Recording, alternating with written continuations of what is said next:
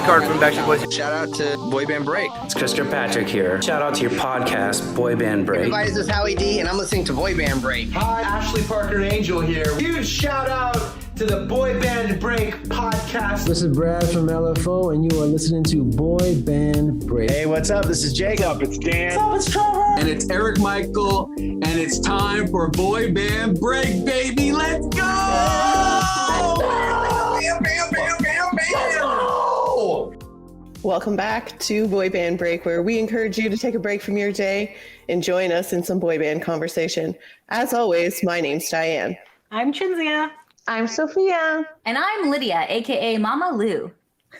And if you are watching us on YouTube, which you should subscribe to us at youtube.com/boybandbreak, we have two special guests with us. Yay!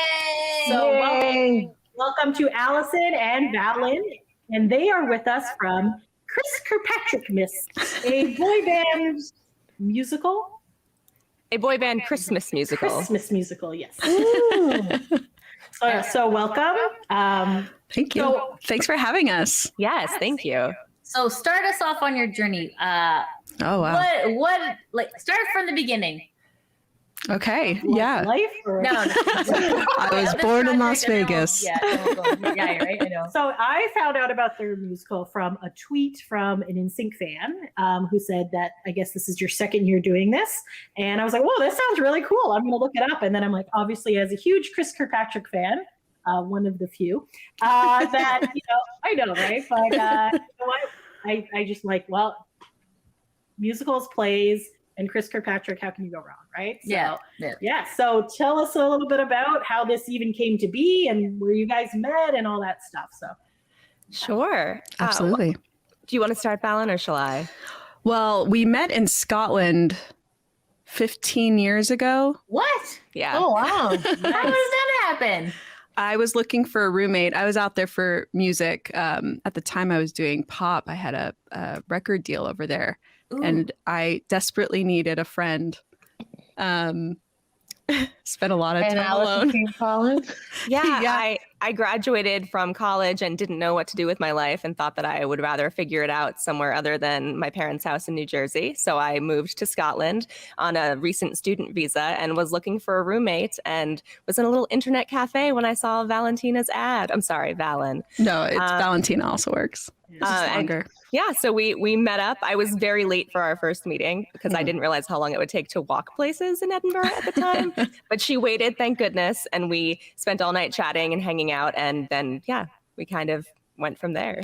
We were kind of naturally collaborating from the very beginning. We would watch a lot of TV together and break it down, and then started writing our own stuff pretty early on. Oh, wow. Under the guise of friendship. But about 10 years ago, we came up with an idea. And that was, hey, what if there was a musical called Chriskirkpatrickmas? And it was a boy band Christmas musical. And it was just a joke for us from the beginning. But over time, it became a lot more serious because we kept being attracted to the material and going back to work on it again. Yeah, we thought it just sounded funny and it was a silly idea for a show, but then we couldn't stop thinking about it and we kept just writing songs and eventually we were like, oh, we kind of almost have a whole thing here. Maybe we should finish it. And then during the pandemic, when we were all kind of shut down, Valen had moved to Austin at this point and I was still in LA and we just met up on Zoom and finished the show. Mm-hmm. Oh, wow. That's awesome. Okay. Yeah, that's fantastic.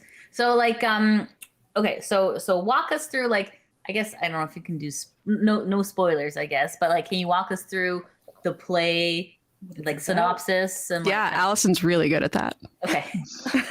And now I'm afraid I won't be. I'm panicking. So good. So Chriskirkpatrickmas is set on Christmas Eve 2009, when Chris Kirkpatrick, as you all know from NSYNC, has a very big decision to make and has until the stroke of midnight to make a Christmas wish. And we like to think of it as a cross between It's a Wonderful Life meets A Christmas Carol meets NSYNC. Excellent. All classics. Nice. Yes. So what drew you to NSYNC specifically?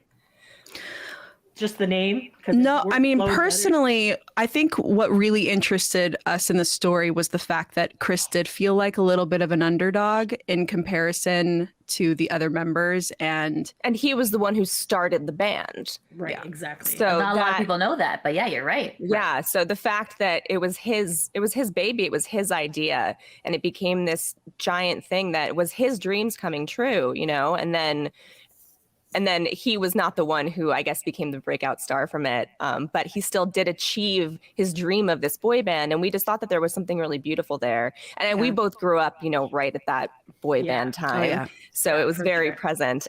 We'd like to say that everyone has an NSYNC story. So mine was that I played JC in a high school talent show once. My friends and I did a performance of Digital Get Down. The dance was very complex. I don't know why they let us do it. I think the teachers didn't understand what the song was about. To be fair, neither did I. But yeah, we like boy bands are such a part of our culture. Yeah. Sure. That song was definitely ahead of its time, I think. JC likes to take credit for cyber sex, as JC was like, yeah, we did that for sure. It was a new frontier at the time, guys. It was. Yeah. You know, that little, like, the loading screen of... Oh, yeah. Britney Spears had Email My Heart, which I thought, was very headed. Amazing. So it's funny because I actually also performed in a school talent show. I think it was I Want You Back. Yeah. And we had people, but then everyone else bailed. So it was just me and my one friend.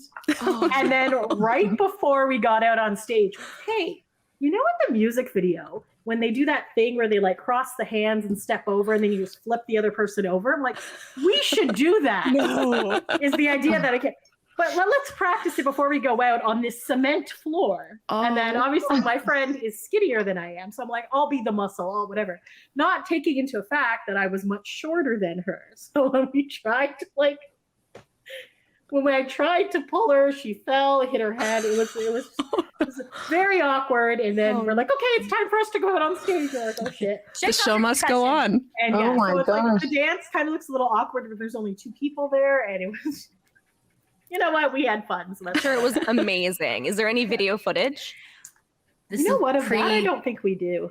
Pre-social media era? Yeah, but it would be on the VHS, right? Oh, I don't think I would have brought that to school. Probably not. We made a bunch of like movies. Lydia and I have done a bunch of Fringe. So I'm just excited to hear that it was a Fringe Festival play. And that's how you guys kind of got in. Because we've also done some Fringe Festival plays. We are not professional actors. Not at all. In the least bit. Yeah. So we just kind of do it for our own fun. And like we kind of just pick like a ridiculous title and then kind of make a play from there. Build a play. So that's kind of how we've done it in the past as well. So I'm like, this like seems so up my alley. I mean, it kind of started from the title for us, to be honest. Yeah, it usually does. Yeah. But yeah, as Alison was saying, as we learn more about the history of NSYNC, it just felt like, wow, no one's told this story before. Like, it's so true. So many people don't know like the whole NSYNC. Yeah, it's like true. Do you make mention of like Lou during your? Lou was in the show. Oh, okay. Oh. Yeah, Lou is played by a very talented actress named Emily Lambert. She's fantastic. And he has his own song and everything. Amazing. Oh, that's awesome. Okay. Well, I'm happy to hear that. Yeah, because my name, Mama Lou, is kind of like a parody of Lou Pearlman. Papa Lou. Yeah, exactly right. Yeah. So walk us through the process of like finding your actors. Like, how did that come about? Because I know you have like an all female and non-binary cast. So walk us through like why you decided to go that way. Yeah. Go ahead. Originally, we did not think of ourselves in this show whatsoever. We were planning on casting lookalikes of the band, pretty straightforward, really. And then at some point we realized like, wait, maybe we should just play And when we started thinking that way, we started looking to our friends, Alison. Yeah, so we pretty much just cast our friends on the show. Everyone is someone we have a pre-existing relationship with. And because, we're in LA and all of our friends, for the most part, I'm in LA and Valen is no longer, but our friends are all actors. So like we called them and they were like, yes, please, we would love to be in a musical. Yeah, it worked out very well for us. And we have this exact same cast from Fringe is doing the show with us this time around as well. Our first show was actually this past June. So it was only about, 5 months ago? Mm-hmm. Oh, wow. Okay. So being in LA, have you had any boy banders? Like Lance is very into things. Have you been able to get him out at all to a show or try to? Not yet. We would love for Lance to come. He's always welcome, as are any of them. We did, one of our cast members, Mia Karina Malacone, she ran into Chris Kirkpatrick at Dave & Buster's the other week. And they chatted. So that was lovely. But yeah, we're hoping that more people will come. I think that at this point, it seems like they're aware of the show and we've gotten nothing but support from anyone. Yeah. Oh, good. Excellent. Nice. He's like, yeah, I'm suing you guys for taking that was my one worry for you guys. I'm just like, no. Well, none of the music is NSYNC music. We wrote all original music for this show. Wow. That's amazing. Yeah. So some of the titles will like allude to their, we have a song called It's Gonna Be, but it sounds nothing like the other one. Yeah, smart. It's more musical theater style of music, but with the NSYNC aesthetic and story. Nice. It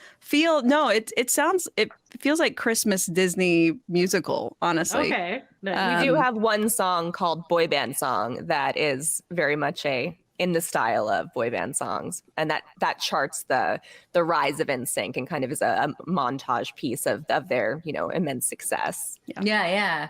But Valen is incredibly, I don't do music, I do words. She does music and words. I don't know how she does it. But yeah, we're very lucky to have her. And we have Taylor, who's also super. Do you want to speak to that, Valen? Yeah. So Taylor worked on the original Hamilton. No way. And he is kind of the reason why everything started to solidify and become more real for us as a project. Because once he started collaborating with us, everything, got a lot better. He's arranging all the music, and it's the reason why it sounds as big as it does. We're very lucky to have him on the team. Mm-hmm. That's great. Awesome. You're lucky to be in the room where it happened. Yeah. The Hamilton joke. Liked it. Yeah, thank you. So I mean, it does make sense that you kind of hired your own people, because like you guys know the source material better than anyone else, right? Because like it's actually true, like kind of close to your heart, right? Yeah. So, Yes. Go ahead. And also, being actors, musicians that have been working for a long time but haven't really broken through a certain threshold. There was something about Chris's story, at least for me personally, playing him and the songs coming from us. Yeah. Where honestly, it's like 50% Chris's story and like a little bit of us too. So that's where the connection came from to the material, I think, as well. You're like imparting a piece of you into the art, right? Yeah. I think it's the only way to connect to it, really, for me anyway, because I'm more of a musician than an actor. Yeah, that's brilliant. So like, walk us through like the music making process. Like how do you make a song out of like thin air? Like for you, like how do you do that? It can come a lot of different ways. I feel like we had every different kind of way in this musical, particularly. Sometimes I just hear it and find the chords for it. Sometimes it's based off of a title or a concept, and then I hear it and look for it on the piano and start, making the structure. But I've been doing songwriting for a long time, so it's kind of just second nature. Yeah, a little bit at this point, but I used to have to like really be in an emotional state to get anything out. And now I can kind of tap into it like it's, a job. Yeah, that definitely. So have you guys done any other Fringe Festival plays before this, or is this kind of like your first foray into that? Yeah, this was the first time that we've ever put on a live theatrical production. I mean, we've been in them before, but we had never taken the helm. I've produced film projects before, and there is a lot of overlap, but live theater is its own beast. So we had keep on going. Yeah, for sure. We had one show at the Hollywood Fringe where the venue's sound just broke right before we went on. So we ended up trying to fix it. It didn't get fixed that day, but we were able to do the show anyway and kind of just make our own sound effects. Yep. There you go. We did that too once. Yeah, we had our sound guy had the CD, and instead of leaving it at the venue, took it with him. And they got in a fight with a bus driver and ended up being late. So then we're just like, okay, we're going to be making the sounds off stage as things happen. Luckily, we didn't get many sounds. How did he got into the fight with the bus driver? The bus driver kicked him off the bus. Yes. Oh my goodness.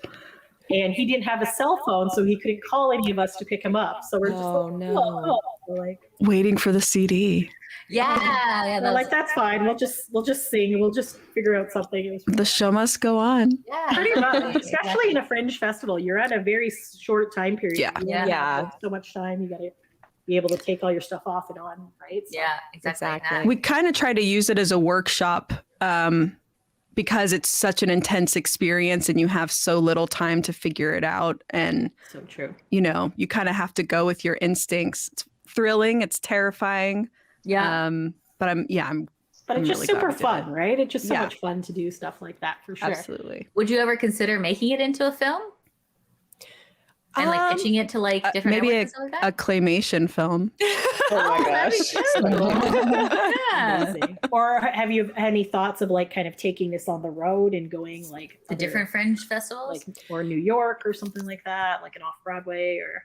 Yeah, all of the above, honestly. We have this LA run going on right now. We are hoping to bring the show to the Edinburgh Fringe next summer. Nice. That would be awesome. Bringing it back to where it started. Yes. Exactly. Exactly. But we also do feel like off-Broadway in New York would be a great place for it. I think that in LA, people go to see plays and musicals, but it's such a film and TV town that there's not as much awareness of what's, of a show going on. But in a place like New York, everyone knows to look for it. So I think that we could have a nice home there if we ever make it that far. Yeah. Now, would you ever consider doing kind of like a filmed version of it, like a live, like people can stream it as it's happening? Because they've done that for a lot of fringe festivals this past year. Especially with the pandemic too. Some people weren't accessible, right? Or like it's the link's only active during that hour or whatever, or you pre-tape it and then they can like get it on demand or something. Kind of like. We would definitely be interested in looking into that. We're operating under a particular equity contract that doesn't allow that to happen. Okay. So if we grow, then maybe we'll get to that point. Yeah, because like there is a lot of fans in Europe, because that's where NSYNC started too, right? Yeah. Germany.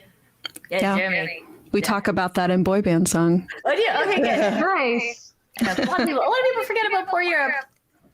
No, not us. We have a whole line in German. Oh no way! Wow. Good job. That's amazing. Oh my goodness. We became obsessed over, like, as soon as we got hooked into it fully and we realized who had to be in it, character-wise, like Lou included, he wasn't in the show for a long time, and we realized that we needed him to be the antagonist. But the evil dude. Exactly. You mentioned the Backstreet Boys at all with like them coming in on that? So. We do. Oh my gosh. The full history. Very good, very good. So were you guys team Backstreet or team NSYNC? NSYNC. NSYNC, yeah. I did have a crush on Kevin, but I also had a crush on Elton John, so.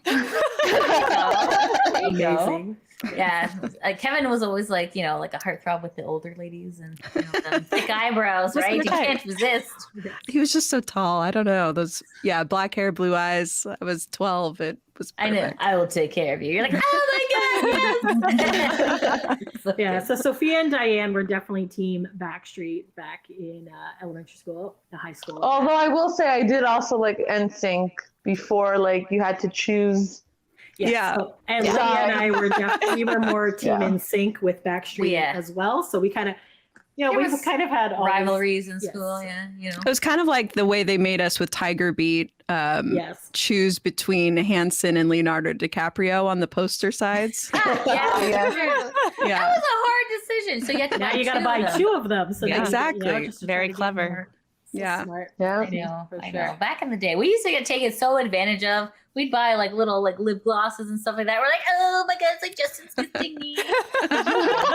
I would sell that lip gloss to fund on eBay so I could fund going to concerts and stuff. And we actually used to like take pictures at concerts, like close up ones, and then we would sell them to people would buy photographs on eBay, like 4x6 pictures. Wow. And then like our local grocery store that had like the printing machine, they had like a celebrity wall and Wall put of all of our fame. like pictures on there. Wow.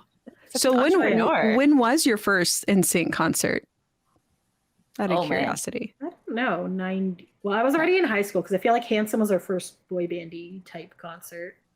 So 96, probably like. It was hard to afford tickets as a child. Of course. So Yeah. like, I think it took us a while to get Yes, there. It you know what I definitely mean? took us a while. I think it was the but No then- Strings Attached at the Molson Amphitheater. I think that was our think first so. one. Yeah, but what about you guys? Like, when was your first exposure to NSYNC? I never got to see a concert. There was a friend of ours that came home after having seen it. That was like the biggest thing. It was like secondhand concert. yeah, That counts. Yeah, I grew up in the middle of Texas, so it was Okay. also hard. Like my parents never would have taken me really to any concert. Right? Because it wasn't the thing back then, right? Like, No. you know, Yeah. it's not. We were lucky enough to be close enough to Toronto that most bands would go there. And then the last time I actually saw NSYNC, they were in Buffalo. Probably like right before they broke up, I guess. Makes sense. But yes. Yeah. We also actually, Lydia and I actually went to Miami for Challenge for the Children. I want to say 4. I think it was the last one. It was the very last one because that's when they had the famous limo drive to McDonald's where they chatted about Blue. I know it was like it was Nick, Yeah. Brian, and When then we went, they were not there. No, That but was on the- Backstreet. well, no, but we saw. I'm just saying. So when we went, We went. Amanda Bynes was there. Oh, Love Amanda we Bynes. also love Amanda. Yeah. I feel like she just. It was funny actually It can because Lindsay happen. Lohan was Right, also especially there. at work. And she was. You guys are, yeah. Yes, that's true. So Lindsay Lohan and Wilmer, the guy from that '70s show when they were still dating, they were in the lobby and they were chatting like, "Oh, should we get pictures with them or should we go out to eat foods?" We went out to eat instead of taking a picture. I was like, man, I really should have taken a picture with Lindsay Lohan. Well, food is, You know, Well, but- important. yeah. but yeah, I got my first picture with Chris at that one. Mhm. Yeah, so. That was in the tabloids. He had posed with like a big martini glass as a joke. And they're like, "Oh, Chris is going on the edge." And you're just like, "Oh my God, it's just a joke." It was one of those like stupid vases, you know, those big martini glasses. He was holding it. Yeah. Because we didn't actually think they would be staying at the host hotel. For some reason, we thought they'd be at a different hotel, so we kind of ran into them. We had an encounter with Justin Timberlake as well, but Not a vibe. We weren't allowed off an elevator because he was in the hallway. So like, oh my God. it was like, so we were on our way to the pool without cameras or phones or anything. We had a towel around We us. literally just had a towel and like our bathing suit cover up, and we're like walking, and they're like, "You can't go down this hallway," and we're like, "But this is a dead end." Like we got off the elevator, like, "Oh, you can't go," but we couldn't go the other way because it was like closed off or something. for like the people that work at the hotel, so we weren't allowed there. So we had to like literally like put ourselves up against a wall so Justin could come by to go into the elevator, and they're like, "Don't talk to him, don't whatever." We're like, Don't okay. look at him. We're like, We're we like- just want to go. We're like, we're Chris fans. We don't give a shit. So he like gets to the elevator and he's like bouncing a basketball. And then like, so as he's in the elevator and like the doors are going to close, we're like, "Well, good luck at the game." He's like, "Whatever." I was like, "Go fuck yourself, sir." Whoa. My goodness. So he's a nice guy. But Chris and Joey are lovely. I'm a huge fan of NSYNC, but huge hatred for Justin Timberlake. That's just, And well, with good reason. Look you what know, happened. there's a couple of other things, but Well, we don't bring up. we like to think that we explore the relationship between Justin and the rest of the NSYNC members in our show. Including, yeah, okay, good. I was gonna say, just because like it's kind of interesting to see the psyche behind that, and even what happened afterwards too, like, you know, like the whole Nipplegate thing that happened and how he kind of walked away scot-free, and Janet Jackson was a little bit, you know, disenfranchised by the whole thing, and how now with his, you know, Man of the Woods tour, people are just like, this is the guy that we threw Janet Jackson to the wolves for, because like he did some stupid dance. I don't know if anyone's seen that TikTok. Oh He's yes. just like, yeah, right. We Exactly. actually referenced that in our show as well. No, I feel like there's so many fun hidden like eggs in your, because I was reading a review that somebody did, and he's about how like he knows nothing about boy bands and thought it was great, and then like if you know stuff about boy bands, it's even greater. So, yeah, and like in that review, he's like, okay, they take you and walk you through, right? So like it's good because not a lot of people know history or context when it comes to boy bands. So like you kind of like carefully make the audience like aware, which is great because a lot of people are just like, if you don't know this source material, don't come. But you kind of like welcome people in, and you're just like, okay, this is the story, and this is now you understand, and here is our story. So that was Thank you. Really Thank you so much. Thank you. Yeah, that has been that was the mission. And it's great. So it's a mix of It's a Wonderful Life and A Christmas Carol. What is your favorite version of A Christmas Carol? Like, I personally think that the Muppets Christmas Carol is one of my favorites. A classic. That's a fun one. Scrooged is good too, but like, do you have a specific one that you're kind of like or draw inspiration from? Well, I was actually in a version of A Christmas Carol at age 11, I want to say, and it was my first ever professional show. Oh, I'm nice. from a town in New Jersey where there's a theater that is a pretty well-known regional theater called McCarter Theater, and they import actors from New York for most of their shows or things come on tour. But for A Christmas Carol, which they do every year, they cast the kids from kids who live in the town. And so it was a New York kind of production, but in my hometown, and I got to be in it. So when I think of A Christmas Carol, I just think of that production. Nice. Yeah. But I also love the Muppets. Yes. Yeah. Yeah. What about you, Valen? Well, I have a little cough. My parents would watch It's a Wonderful Life every year during the Christmas season, and so Jimmy Stewart really got into my psyche. I like to think that Chris is kind of going through a Jimmy Stewart kind of journey there, but centered around the reunion possibility instead. Do you guys think a reunion would ever come to be? I mean, We hope, yeah. right? But I yeah, honestly do think it's entirely possible. It seems like it's getting more and more possible. Yeah. Especially JC's been out and about recently. Out of that his was cave. exciting. He Yeah. was on a Peloton thing the other day, and he went to go see Anne Juliet on Broadway and another place. So he was posing for pictures with people. I was like, oh my God, what? Yeah.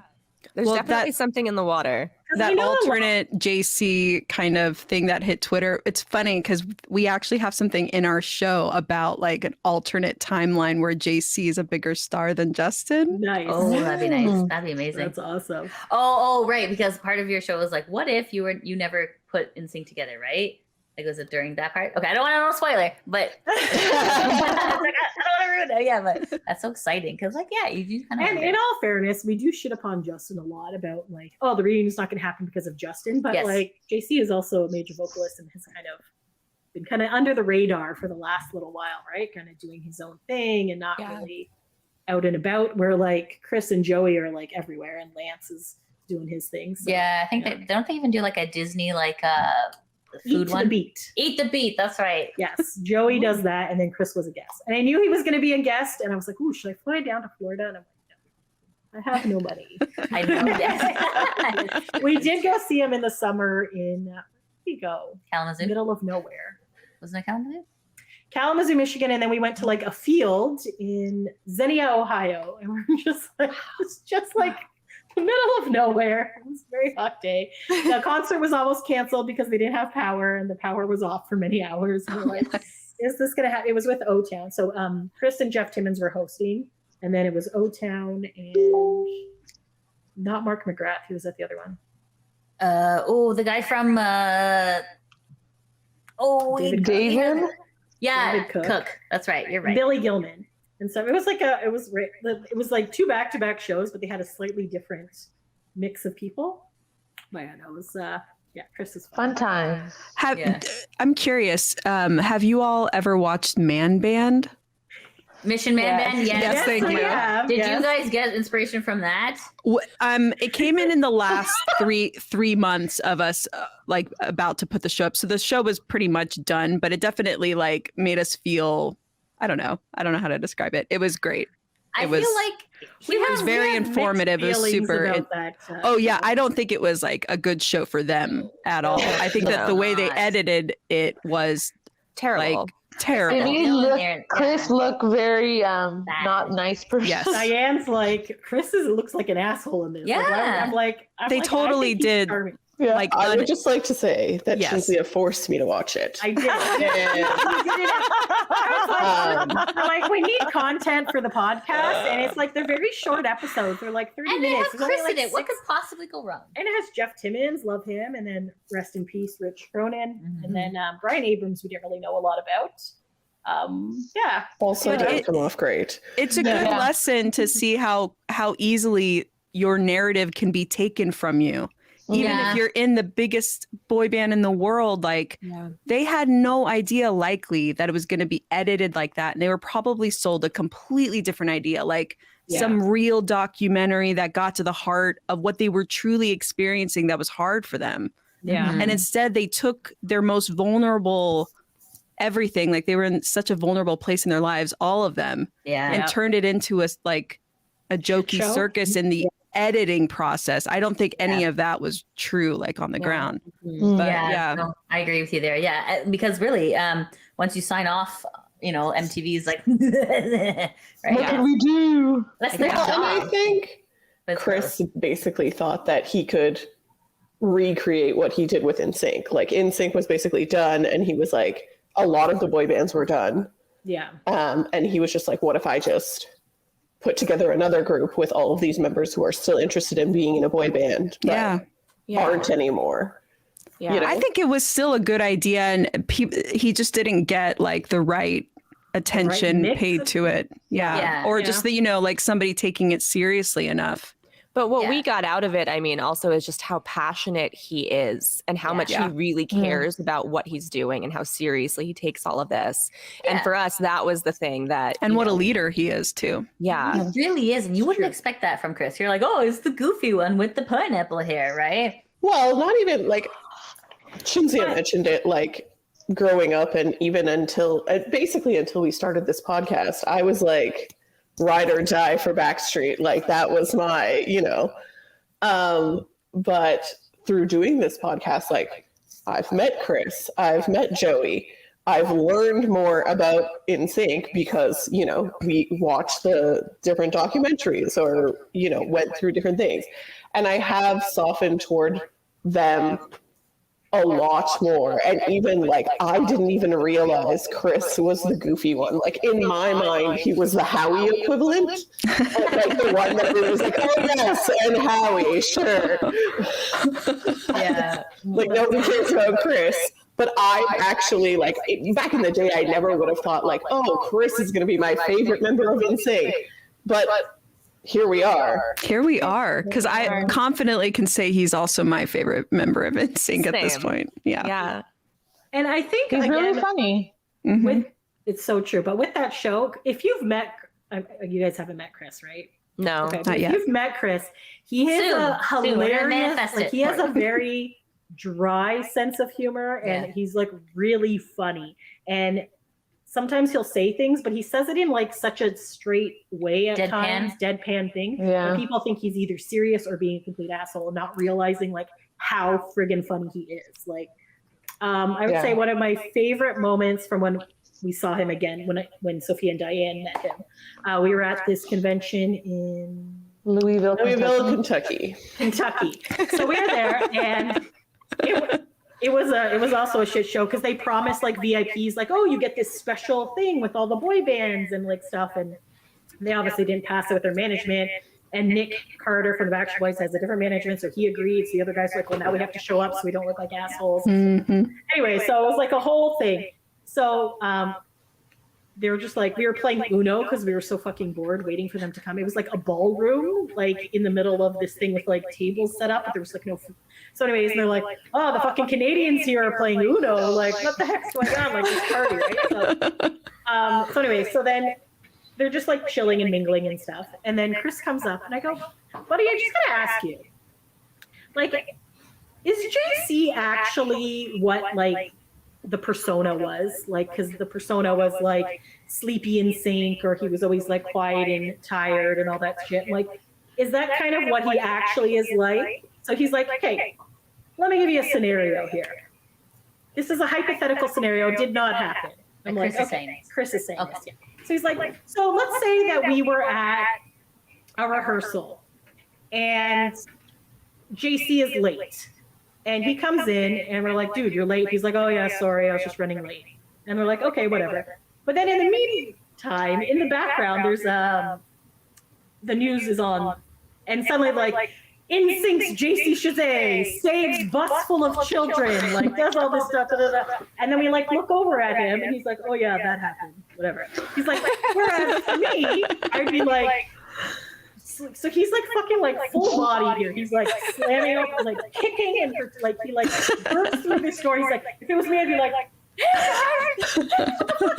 I'm on the way here, and this bus crashed into a lake, and all the kids were like, and I was like, really? I'm gonna save you when I get up. And I was like, I got you. So I was like, and then whatever. He was like, that's the difference between me and JC. That story is still funny. Yeah. It's just like so funny. He's just like nuts, and yeah, he's just like a really good guy. He's just So I also like doesn't take himself super seriously and realizes like who he is, and like especially in comparison to like so many other people. Like that was the first time I ever met him, and didn't realize he was so funny. He was giving us like shit the whole weekend, like, you're Canadian, do I need to talk slowly so you understand? Like, yes, come on. Oh my god. Later on, as he like got more comfortable, he was like, come walk around with me and we'll like go shop, and like you guys can help me pick out a shirt or something. And we're like, okay. So we were walking around and he's talking about how like people don't recognize him, or if they do recognize him, they don't know if he was in Backstreet Boys or NSYNC. And he's like, sometimes like they'll compliment me, they'll be like, oh, I really love the Backstreet Boys, and he's like, I don't know if they're going to be assholes or like if they actually think I'm in the Backstreet Boys. And then literally 5 minutes after we talked about this old man is like, oh, congratulations, I love the Backstreet Boys, and he was just like, thank you very much. Like, I don't know if they think I'm a member. He's like, I don't want them to feel bad, so I just thank them and continue on with my day. And I was just like, oh, I remember you, buddy. Like, such a nice guy. He's just such a nice guy. Our show starts off with him in a Starbucks during Christmas time with everyone not sure if they know who that guy is. See? And I think it's kind of the case. Yeah. Like, I mean, even some of his other members, like I think Joey Fatone and Lance Bass, who aren't Justin and JC, if they walked into a Starbucks, people would be like, that's Lance Bass. Yeah. That's Joey Fatone, because they've done other things post NSYNC. Chris really hasn't. So I think, he's kind of the only one that can live a semi-normal life. And I mean, a trivia show. And he was the voice of Chip Skylark on Celebrity Big Brother. No one said that. And me, shiny teeth, shiny teeth. I feel like Celebrity Big Brother is like more relevant, more present, more recent is what I'm trying to say. Yeah. Sorry, there was a period of time when there was not a lot going on in the Chris world. Yes. And I feel like when that con was the first time we saw him in so long. Well, you did anyways. Yeah, so I went to Nick Carter and I was just like, oh no, Diane said, oh, Chinzia just wants to thank you for making Dead 7 because that got Chris out of like retirement. Like legit, this is Sophia's favorite story. I burst into tears when I saw him again because I had not seen him in since that Challenge for the Children thing.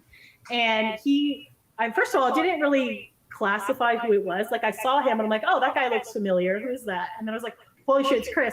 And then I started crying. She's dying of laughter because I am not that person. Because she made fun of people in the hotel room. These losers crying, and I was just like, "What the hell is happening to me?" What is fluid? And my one friend's like, "Are you okay?" And I was just like, she's like, oh, she's excited about Chris, and we had like, because we got the VIPs, we got like a free autograph or whatever. She's like, here, you can have my Chris one. It's fine. Like, good. And it was like. And then they're like, okay, let's go talk to Chris. I'm like, I need to calm the fuck down. Let's go talk to Nick Carter first, and then I'll be good. And then I was just like, which I'm pretty sure is the opposite of every other person on the planet. Like, that's what makes you cool, though. yeah. So it was funny. So and it's just so nice that even though I've only seen him like a few times. Like we were at this Rewind Con in Chicago, which was another shit show. But anyway, so I was supposed to work at Jeff Timmons' booth, and I was working with Chris's. So, but then I hadn't seen him because of the pandemic in years. And then we ran into him in this summer, and then he was like saying hi to people. And he's like, "Holy shit, what are you doing here?" And like big hug, and oh, that's sweet. So lovely. Yeah, he remembers his #1 fan in Canada. Come on, there you go. That's great. Tell us more about your show. Oh, no. I mean, we love hearing these Chris stories, honestly, because we can't get enough of it at this point. We're in that universe with this show. I mean, Celebrity Big Brother was great timing for us because it was February of this year, right? Yeah. And we had the show opening in June, and all of a sudden, because I play Chris, and I was nervous to play Chris, but then got this wonderful opportunity to be able to see him 24/7. Exactly. So I was like with him at, like 2 a.m, Austin time, like as he's brushing his teeth in the mirror. I was very creepy about it, but that's good because now you can kind of see his mannerisms and like things, right? Yeah. And he would talk about things that I think we ended up putting one thing sort of in the show from what he was talking about. But I think you're right, and I don't remember what it was. I think about Justin being a brother, or like comparing him to Amadeus. Yeah. He did. I do remember him saying like a lot of complimentary. Him and Justin were very close. Yeah. Oddly. And yes, I think I do remember he was talking to someone about Justin, and he was saying like, yeah, imagine like being able to sit with like these huge stars, these musical geniuses, and like watch them work and whatever. And I was like, I don't know, that's Chris, that seems like a bit of a stretch. But yeah, I think he said, I wonder what the brother of Mozart would feel like, how Mozart's brother felt. And that was a big insight for us, because we were like, yeah, this is, they're brothers, and this NSYNC, that they were a brotherhood, and like they went through this extraordinary circumstance altogether.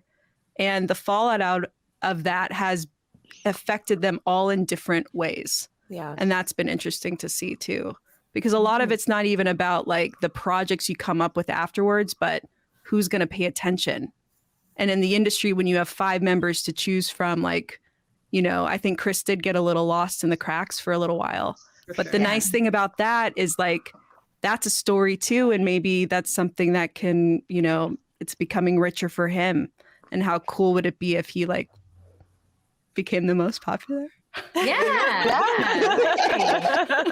Totally. Because like, a lot of people do get lost in the shadows, and like you don't really like even like I was watching a documentary yesterday about Tommy Tallarico, and how like his sound guy Joey did all the work, but he never got the credit for it because Tommy was the face of the company. But you're just like, but all like the things that we love and adore, this other guy did, and he was lost to history, right?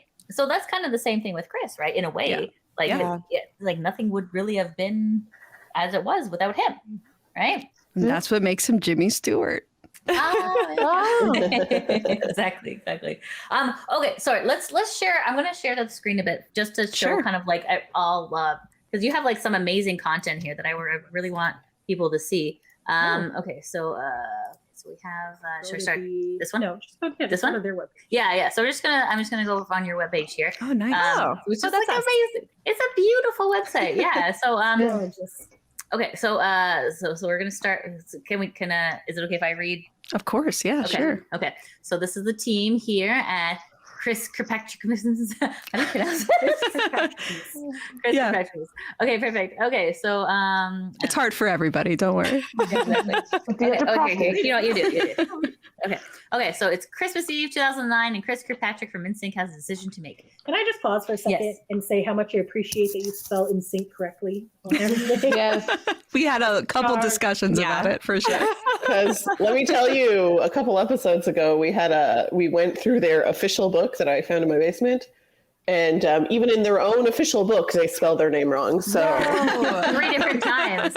Is there a space? Is there an asterisk? Is there a star? Are we doing all caps? Are we just capitalizing the end? Yeah. Exactly. It's a big deal, Yeah. right? It was a big deal at the time. So true. Yeah. All right. So Gotta get it right. exactly. A parody mashup of holiday classics, A Christmas Carol and It's Wonderful Life, featuring 12 original songs composed by Valen Shore, with book and lyrics co-written by Shore and Alison Zetta. Featuring music direction by Taylor Williams, Moulin Rouge, Hamilton, and sound design by Tony Award-winning Josh Milliken. Thank you. Milliken. 6th, the band's visit. The team. All right. So we start off on the left with Valen Shore. Music, lyrics, book, director, producer. So do you guys actually have a book? Like, That's what they call the script in musical land. Yeah. okay. Oh, cool. The book and the music. Okay. That's amazing. Sorry, is it okay if I read your Oh, profile? sure. Okay. Yeah, if you'd like. Okay. Valen Shore is a musician and writer based in Austin, Texas. Valen's music has had millions of streams across all platforms. Her songs have been featured on Riverdale, The Vampire Diaries, The Originals, Lucifer, Pretty Little Liars, and The Sims 4. Some good shows. Watching Lucifer. Yeah. That's amazing. Okay, sorry. They're all good. I'm just a gamer, so I'm like, that's him. Oh yeah, The Sims was my favorite too. Yeah. In 2018, she toured with Bronco and Simmel.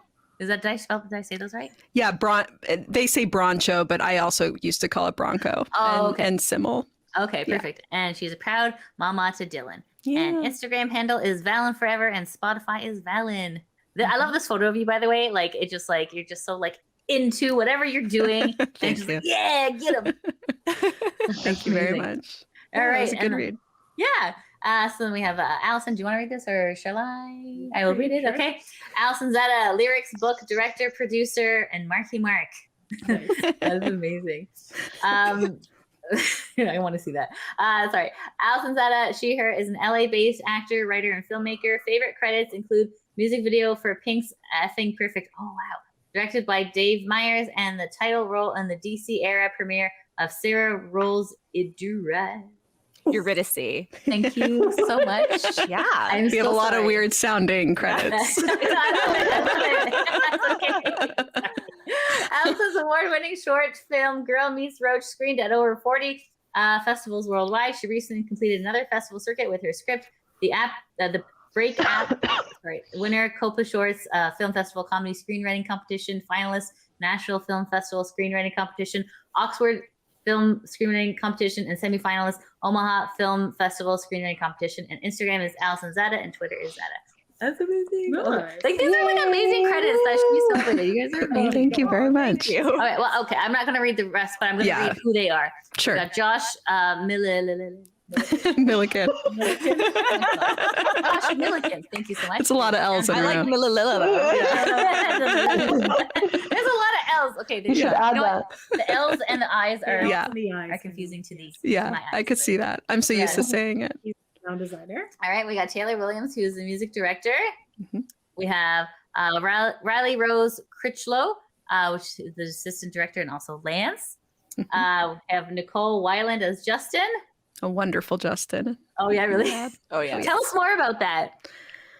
Well, Justin is kind of like our Gaston of the show. Oh, my God. Yeah. Excellent analogy. That sounds fantastic. And Nicole, does a wonderful performance of what we've been wanting from that. Yeah, she's a really wonderful musical theater performer. And when we were casting the show, we were asking our friends, like, do you sing? If you say no, that's fine. But Nicole was like, yeah, I kind of sing. And we asked for a video, and she sent over a video, and it was the most phenomenal performance. And we were, shocked. Yeah, we were crying. Yeah. Anyway. We could Because talk like a lot about of it times, forever. no, it's okay. That's what the show's for. Yeah, it's just like a lot of times as a performer, you're just like, oh, I guess I can do that, and then but because like we're taught like to just kind of like downplay ourselves a little bit in society, right? That's but then true. you actually can like do stuff, and then when you're like, yeah, I'm an actor, and then people are like, well, let me see you act. You're like, you know what I mean? It's just, it gets kind of, Lydia has just actually started her Yes. like, professional acting career. Oh, congratulations. Ooh, thank you so much. So yes. there's a lot of background work, like Yeah. films that film in our town. So we live in Hamilton, Ontario. So we're kind of close to Toronto. So there's been a lot of like things. So Lydia. Yeah. Very Yeah. cool. I had a crushing office job that was sucking my soul, and I'm just like, you know what? The COVID really like put things into perspective. I'm like, why aren't I doing things I love? Yeah. You know, and then I'm Good just like, for you. thank you. So I went like full tilt into it. I'm like acting, and then so I'm having a blast. It's really That's awesome. It's really fun. So She just actually also started murder mystery theater. yes, as well. yes. So- I'm Oh. in this week. Yes, I'm very excited. Very cool. Yeah. Yeah. So I Thank guess you start off as a corpse, and then Start off as a corpse and then work your way up. Usually it's the opposite for everyone else. Right? I know, right? So that's cool. Oh, sorry. For Justin, I was going to ask, do you have the ramen wig hair? Like, Oh, how yeah. did you manage Oh, that? yeah. We have well, if you at some point there are some pictures on the website. So you'll get a look at the wig. Okay. Okay. Come Well, on. we'll not spoil it then. Okay. So we got Nicole here as Justin. We have Elizabeth Ho as Joey. Mm-hmm. We have Mia Karina Molicone. Yeah. Thank you. Okay, as JC. We have Emily Lambert as Lou. Oh, my Mhm. goodness. This is phenomenal. I'm gonna love that. Do you have like a gorilla suit for Emily to put on? We felt, it's about the essence of each member, really. Okay. And there was a bigness of Lou that Emily has in spades, even at her 4'11" height. Oh, Wow. And it's kind of, I think, what makes it interesting to see her perform because she pulls it off. Oh, wow. wonderfully. Yeah. Yeah, this is amazing. And then we also have Lily Fuller is the choreographer. Oh man, that's amazing. You have actual choreography. Oh, yeah. Oh, yeah. Oh, yeah. We dance like boy band members. Yeah, nice. That is so good. Oh my god, because that's one of the key features: matching outfits and choreography, right? Oh, yeah. Mm-hmm. Yeah, exactly. All right, so we're gonna scroll down to some of the pictures Oh here. my Oh my god, this is amazing. We're gonna start here. If you guys are listening to us in the podcast version, you should just come over to YouTube. Please come over to YouTube. These visuals are Or go fantastic. to chriskirkpatrickmas.com and you can see all this stuff. Oh my god. So this is, I'm assuming, Joey? Yes. Yeah. Okay. Amazing. This is Chris kissing titties? I think that's A baby head. Oh my god. Okay, I'm so sorry. Oh, this is nice. I don't know. I guess It's a different kind of music. It's a racier show. facial expression, I guess. Sorry, Okay, yeah. my bad. Mama Lou, my brain goes straight to that. Oh my Okay, God. all right, and then we have all the amazing. Oh, look at that matching outfits. Camo pants. Yes, camo Oh my pants. gosh. Phenomenal. I always love those camo pants when they're in because, like, literally, like, what are you camouflaged in a fire? Like, and the purple one, like, what was the purple one supposed to be? Like, you got blue for water, you got your green forest, you got your fire, but you got purple. Like, Arctic chickens, yeah. oh, excuse me, yes. But that Purple didn't stop foliage. me from getting a the gray and white version because Chris used to wear those Yes, pants, I so I had a remember. purse like that. in That's honor, cool. yes. Yeah. Oh, okay. This Teen Choice Awards. Yes. Oh, fantastic. Yes. Oh my God. Okay, that's a good lance, like a pensive, Yeah. lance. The All right, this is the scene, Starbucks yep. scene. It's great. Marky Mark is Marky Mark working out. is here. Yes. That wig is spot It's on. like Little Orphan Annie meets, I don't know. That's fantastic. Oh, is this your actual hair for Chris? It is. Oh, that's Yes. amazing. That's such dedication. Wow. Thank you. Good work. Okay. Oh, this is exciting. Okay, so it's like the okay. Oh my God. Existential crisis, Chris. Yeah, that's beautiful. Yeah, I love it. Okay, this is like you guys really embody like the Essence. essence. You really do. Thank you. Thank you. And thank you, Matt Kimimura, for the photos. Good job. Good job. Yeah. All right. I Perfect. think, and what you were saying before, I think at this age, we've all had experiences in talent shows or with our friends as females, like playing as NSYNC in a way, because we all learned the dances. We got in groups Yeah. of 5 or, 6 or 4 or 3 Yeah. or 2. So good. Or Oh just, my just God. ourselves. Yeah. So it felt kind of easy in a way because we were just kind of hopping back into that slumber party feeling, Yeah. Yeah. but doing a whole Christmas musical with it. There's something very special about that, I think. Like women bonding. You know, Oh, it's yeah. awesome. Like guys don't get it, right? But the thing is, like the crazy thing is that like women are just like, oh, the crazy hysterical women. Oh, Elvis is here or something like that. But like bring men to a football stadium and they're like, right? So like it's kind of like the same thing, right? You know, but they just don't get the fandom. I agree. Hopefully this play will go and explain a little bit And more. I think it actually makes more sense to have an all-female cast as opposed to having the male cast, because then it's kind of like, oh, that guy looks a little more like it. You kind of lose the whole like immersion of the process. I don't know. It just sounds like a way better idea, and I can't believe we never thought of doing it. Yeah, because we've been wanting to do like boy bandy stuff forever, and we actually yeah. There was a period of time when there was no concerts happening, but there was a Fringe Festival play with like boy band. And I literally went to 6 of the 7 shows because I was just like, oh, it's in Hamilton. And I started making signs, and so I was just like, I don't know, I'm just immersing myself in experience because I just love boy bandy. Man, I wish you could come see our show. I like legit. I was like, I put in tickets for Kelly Clarkson. She'll see the Backstreet Boys there that weekend. I haven't won the tickets yet or not, but I was like, and then I'm like, yeah. Then I looked up flights, and I was like, no. But I very much would love to, because that sounds like such a fun time. And it also said that you guys have a dance party after the thing. There's like there's an after party. After party. Fun. A boy band Christmas party. We're gonna have boy band music playing and fun lights, and just not the cast will all be there, and it should be a fun time. Sounds like so much. That sounds that fun, is yeah. brilliant. Are you gonna charge like $100 for VIP? No. We have one ticket price. It's $45. It includes all of that and a glass of bubbles. Yeah. Oh, that's great. Brilliant. For like a Christmas feeling. And I know you probably won't be able to make it out this time, but if you were to, we could hook you up with tickets. Good to know. But for anyone who is in the LA area that is looking for tickets, you want to bring up Yes, I'm going to share the website? screen. Yes. Wait a second, I'm sharing the screen. Which one? This one? The one that says This one. This one. Flip down, but yeah. See, that's how This songs one. start. You did it. Oh, yeah. Yeah, you just break into song. Anything can be into song. Okay, so go where it says tickets. Here, So if you're going to go to Chriskirkpatrickmas.com, chriskirkpatrickmas.com, and then you'll see in the top right-hand corner, there's a ticket.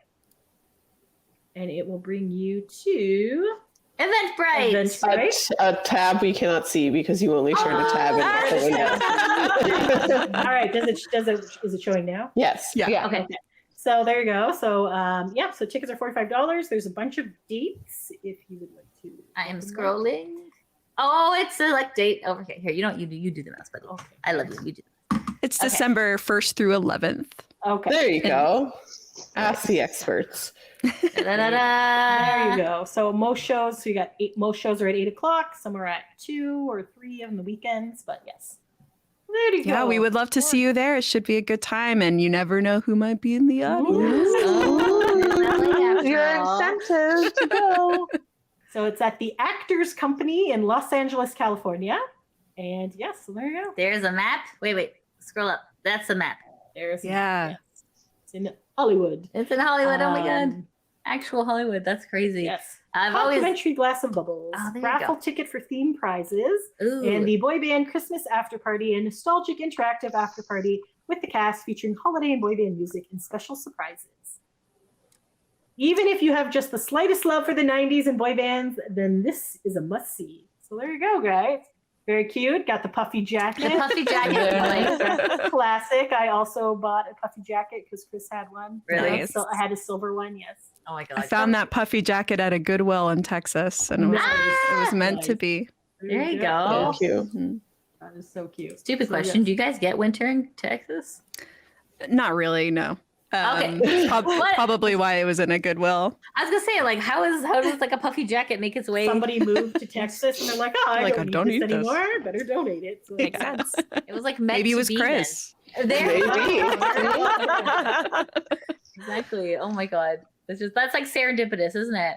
Yeah. We had a lot of moments with that show, honestly. It's one of the Yeah? reasons why we kept going. Yeah, I think so. Yeah. Yeah. All right. So do you guys want to just like shout out your handles one more time so people know where to find you, where to follow you? Yeah, we're at Chris Kirkpatrickmas Musical on all platforms. Chris Kirkpatrickmas is spelled like Chris Kirkpatrick with a muss at the end from Christmas. Nice. So that's how we got to that. And Excellent. Yeah. And then I'm at Alison Zada on Instagram and at Zada on Twitter, but not very active on Twitter these days. For reasons we understand. Yeah. Yeah. And you can find my music on Spotify if you search for Valen Forever. Awesome. Yeah. So are any of your original songs from this play, are they going to be on Spotify or anything, or it's just kind of like you have to be there? Yeah, we're selling a precast recording, which is just a mix of the demos, kind of in all range of stages. So it's not like the final version by any means, but it's an insight into how we got the show up, and you'll definitely be able to hear the lyrics. And where can people find that? It's not up for sale right now, but maybe we should get that going. There you go. So yeah, when the episode airs, you'll have it. I'm sure it'll be on the website. Yeah, give us the link and we'll put it in the comment section of this video. Awesome. Great. We'll do that. Awesome. Because we want to support you as much as possible, because our love of boy bands and your love of boy bands, and you know. Well, we feel that and we appreciate it. When we were writing this, we thought a lot about the NSYNC fans, the ones that had been there the whole time. Yeah. And it's still nice to finally meet. Yeah. It's such a wonderful community. And honestly, when we were researching it between Lance's podcast, when he interviewed all of the guys, and fan websites that were like so detailed, that was where we gleaned so much of our information. So we could not have done it without people who love NSYNC. That's right. Yeah, Mission NSYNC is really critical in the fandom as well, like in more recent times too. Just their mission is, of course, to get a reunion going. But yeah.